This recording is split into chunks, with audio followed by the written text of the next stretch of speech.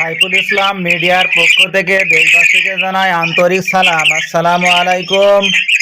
দর্শকবিন্দু, আপনাদের কাছে আমি নিয়ে যাব জগন্নাথপুর গ্রামের হাজী রমজান আলী মেম্বারের যে একটি খেজুর বাগান আছে, সেই খেজুর বাগানে আপনাদেরকে নিয়ে যাব। আপনারা দেখতেই পাচ্ছেন খেজুর গাছের যে ভাড় পাতা হয়, সে মাটির কলস এখানে রাখা আছে, আপনারা দেখতেই পাচ্ছেন। আমি সামনের দিকে এগিয়ে যাচ্ছি ধীরে ধীরে। হয়তো সামনে ওই যে রস তৈরি হয়, খেজুরের যে রস হয়, ওই রস হয়তো এখানে জাল দেওয়া হচ্ছে গুড় বানানোর উদ্দেশ্যে। এটা হচ্ছে গুড় তৈরি করার জ্বালানি। আপনারা দেখতেই পাচ্ছেন যে চুলাতে আগুন ধরিয়ে দিয়েছেন, জ্বালানি জাল হচ্ছে সুন্দরভাবে। আপনারা দেখতেই পাচ্ছেন পাশে অনেকে বসে আছে, দেখছেন যে কিভাবে জাল দেওয়া হয়।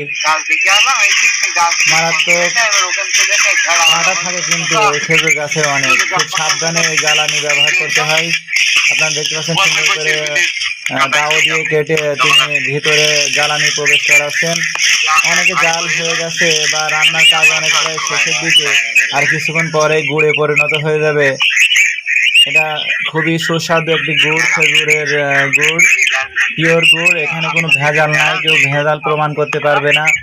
সম্পূর্ণভাবে নিরাপদ খাঁটি গুড়। আপনারা যদি কেউ কিনতে চান, অবশ্যই জগন্নাথপুর হাজী রমজান আলী মেম্বারের বাগানে চলে আসবেন, তাহলে আপনারা খাঁটি গুড় আপনারা পেতে পারেন। এই বাগানে প্রায় 130টা বর্তমানে গাছ আছে। আগে অনেক গাছ ছিল, আমরা দেখেছি প্রায় 200-250 গাছ ছিল এখানে। ধীরে ধীরে যে মাটি ভাঙনের ফলে, এই পুকুরে মাটি ভাঙনের ফলে কিন্তু গাছ অনেক গাছই কিন্তু পানিতে পড়ে গেছে। আপনারা দেখতেই পাচ্ছেন এখনকার একটা দৃশ্য। এই পর্যন্ত খোদা হাফেজ। দোয়া করবেন সকলে, ভিডিও দেখবেন।